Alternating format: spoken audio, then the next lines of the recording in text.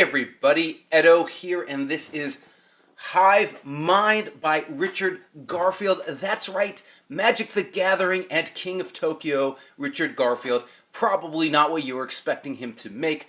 Nevertheless, still a cool game. This is part of Calliope Games, the Titans of Gaming, and that was a Kickstarter where you basically backed it to get like 12 games over 3 years or something crazy from different designers. But you didn't necessarily know anything about the game, or maybe you had a little bit about it, but the games weren't made. It's sort of like a commitment to be part of this journey.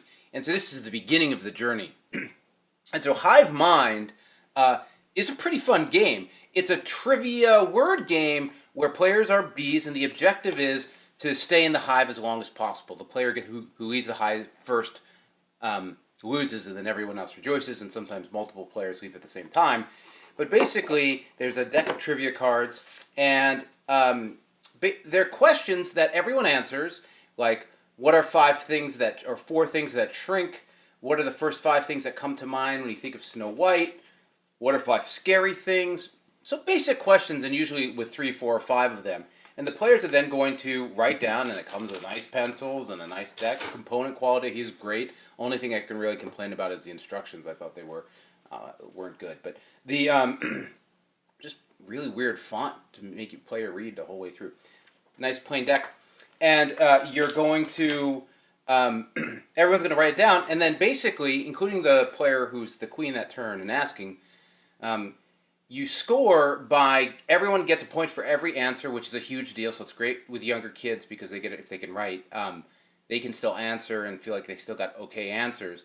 But any answer that more people answered are worth that many more points. So if 4 people are playing, and it can play a big number of people, but if 4 people are playing, all 4 say things you can break glass with, and everyone says a rock, that answer is worth 4 points instead of just 1 for the one person who said it. So rock, chair, somebody says, like sponge, they're probably only going to get a 1. So you're sort of thinking about the group, thinking about what everyone's going to answer. There's no real wrong answer because everything gets you points, and usually people have a couple that are just theirs. And that's actually usually where the humor comes in when people laugh.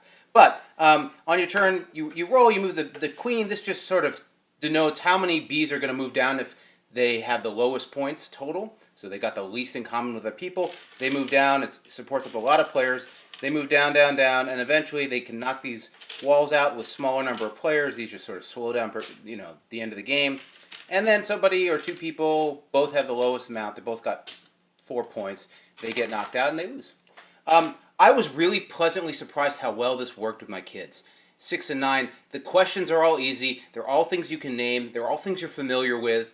And it really just I really like how much participation you get out of this trivia game. That's really where it stands out. And I recommend playing it. I was very pleasantly surprised by this game. It was a great opener to the Titans of Gaming, I felt. And so anyway, subscribe, share all that good stuff. Most importantly, play some great games. Thanks.